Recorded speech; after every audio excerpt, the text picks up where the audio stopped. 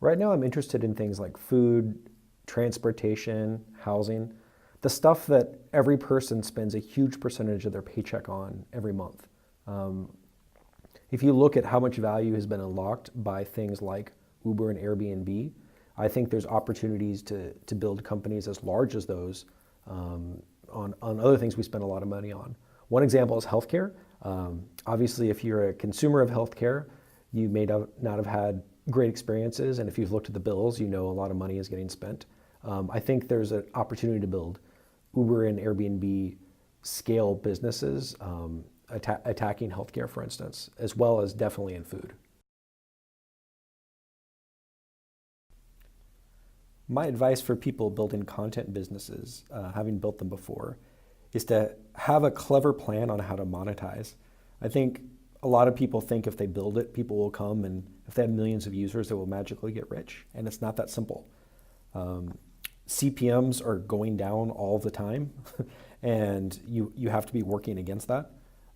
So if you find interesting ways to monetize via, I don't know, native advertising or directly being supported by the fans, those are pretty interesting to me. And I think it's worth at least having a plan about that in the earliest days and not just assuming, if you get $1 million that VCs will pay for the whole thing. Maybe that worked a while ago, but I don't think that works anymore. So I'm the head of admissions at Y Combinator, so can tell you a little bit about the process. The most important part about admissions at YC is filling out an application. Sometimes people think they have to know us or network with us to get in, and that's not true. The vast, vast majority of people that get into YC are just strangers that fill out an application. A top percentile of the folks that fill out an application are invited for an in-person interview with us, and that's where we get to know you a little bit more. A lot of times people email us and almost like ask for permission before they decide to put in an application. And my advice to anybody that's interested in YC is just to do the application. So much of startups is just doing the thing you're thinking about doing and not looking for permission from people before doing it. So if you're interested, you should just apply.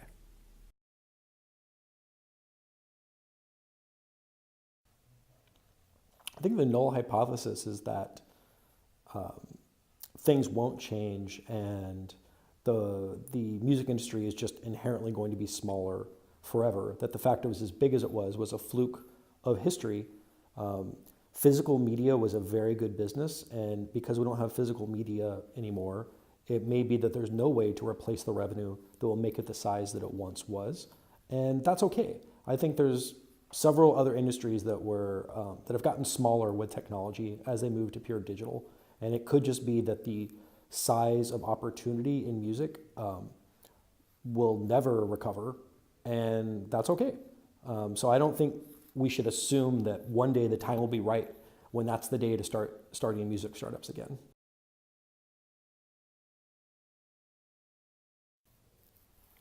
If I were on the team that was working on Whale, I think the biggest thing that I would be thinking about is less, here are our metrics and here's how we're tracking them, and let's just grow X% week over week.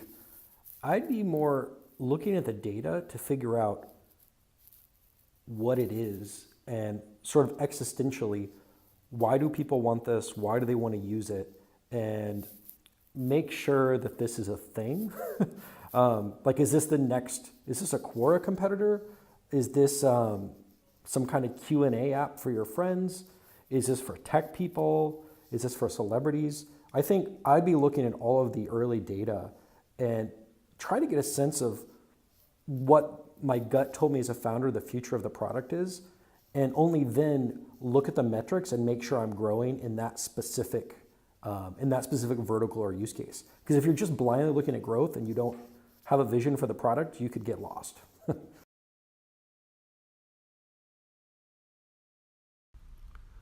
I was a founder for a very long time, way longer than I've been working at YC, and I raised, I think, 8 or 9 rounds of funding over the course of my career. And so I can really relate to what it's like being on that side of the table.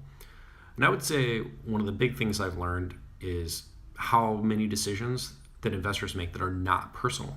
I remember sometimes worrying if, maybe someone was passing on my company because they didn't like me or they didn't, that it was somehow personal to me. And what I realized being on this side of the table is it's not.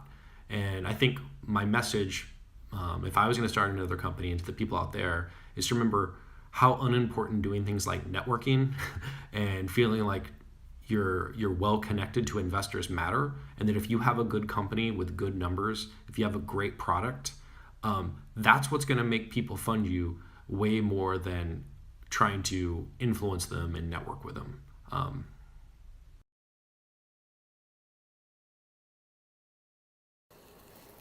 All right, cold emailing investors. What do I think about that?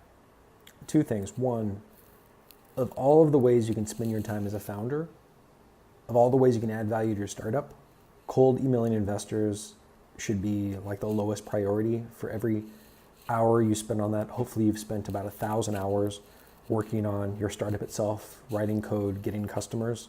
A lot of people spend way too much time talking to investors and not nearly enough on their startup. Point number two, the whole reason why Combinator exists and we have an application process is that you can just apply. You don't need to know us.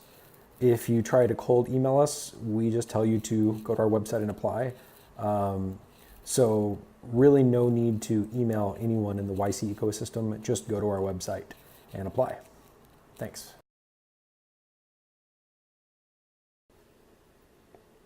Kanye West for president. Here's what I think. I was actually at the Kanye show that happened in San Jose right as the meltdown was starting. He played a couple of songs and this just completely stopped playing any songs and talked to the audience for, not exaggerating, for something like an hour. And he was just talking about Trump. He was talking about how he respects Trump, how he, if he would have voted for Trump. And I saw all this stuff in person. And I think to him, it was so crazy to see someone like Trump elected that it doesn't sound far-fetched that someone like Kanye could be elected. And you know what? I don't think he's wrong.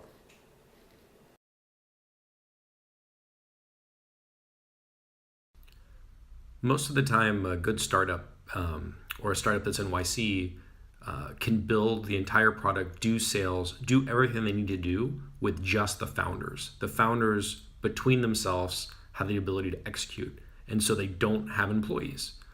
So most of the time, I would suggest not hiring a founding team at all, and only start to hire when the company is going so well that that's your bottleneck. And usually that's after YC for a lot of folks, months after YC. And so whether or not you end up in Mountain View or moving somewhere else, that's kind of up to you. But the short version is, if you're thinking about hiring very early in the process, it's usually a sign that you may want to add some more skills to your founding team.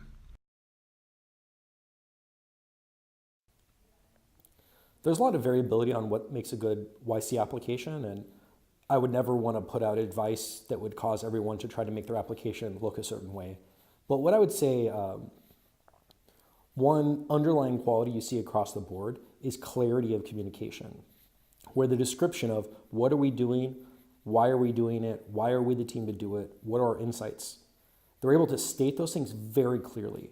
And clarity of thought in the part of the founder and clarity of communication are very predictive of a company being able to get an interview as well as getting into YC. And even after YC, it's a good predictor of the company will be able to work if they're good at communication.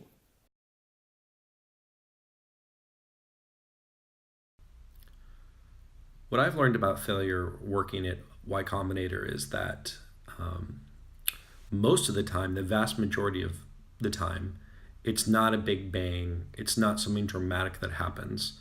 It's just finally you capitulate. Finally you decide to give up. You decide to go get a job. And that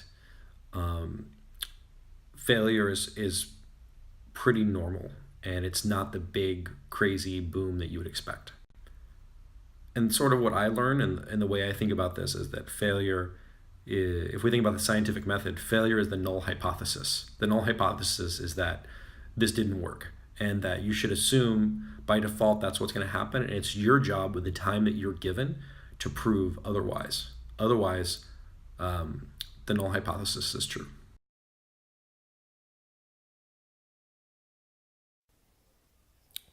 As far as the why now question on the YC application, I actually think you're misunderstanding it. The reason it's there is, why is this the perfect time to start this startup? If you would have tried to start Uber before the iPhone, it wouldn't have worked. And I'm pretty sure people did. Instacart was an idea that was tried during the dot-com boom with Webvan and others, and failed pretty badly for a variety of reasons. But the time Instacart started was exactly the right time to start Instacart. And so what we're looking for to answer the question why now is, what is happening in the world? What are the other factors that make this the perfect moment in time, not too early or not too late, to start the startup that you're working on? Repeat applicants have actually a pretty good chance of getting in. I don't know if everyone realizes this, but a pretty decent percentage of every batch is people that we had previously not accepted, and they came back, and then the next time or 2 batches later we took them. My advice is to make sure that you're making progress. Nothing is more exciting than to see someone have an idea that's really early, be unlaunched, and then apply again next batch, and they're launched and they have customers, or they have revenue. The more you can show that your idea is working and you're making true progress and not fake progress, the more likely it is you'll be able to get in the next time around. And it's super impressive to see someone come back next batch, and the business is in such a different state. The founders are working really hard on it and making tons of progress. And so we'd love to interview those.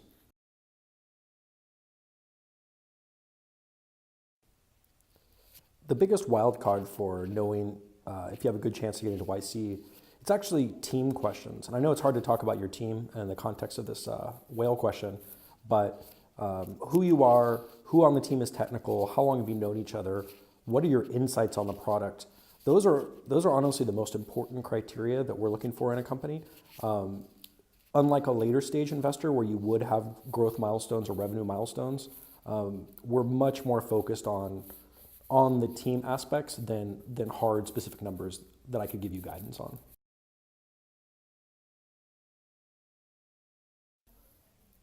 There's this really common thing in Silicon Valley where after a startup is successful, a bunch of stories and myths are created to sort of imply that was their mission all along. And I think in the case of Google, there's no way in the first few years of the company they said that their goal was to organize and make accessible the world's information. That was like a mission statement that came much later. I think in the earliest days, it came out of research they were doing at Stanford. They had a clever hack by looking at backlinks to determine how authoritative a website is. And it ended up being a really good hack. They wrote papers about it. They didn't want to start a company. They tried to sell the technology. They weren't able to sell the technology. And then they ended up starting Google. And the real story to me is a lot more indicative of what the future of building a Google competitor or other ways to make knowledge accessible is people will just fall into it. It'll be happening on accident.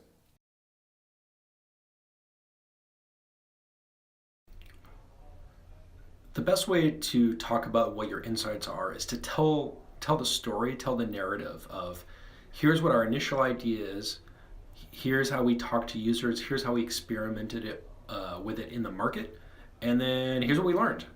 Here's something that happened as a result of user feedback. Because often the best insights are things that were an accident or something unexpected that happened by you trying it. Insights that are gained that way are always way better than ones of just, hey, I read a book about this and I got an insight. A good insight is something that you yourself has that someone else that hasn't actually tried to do the thing would have not figured out on their own.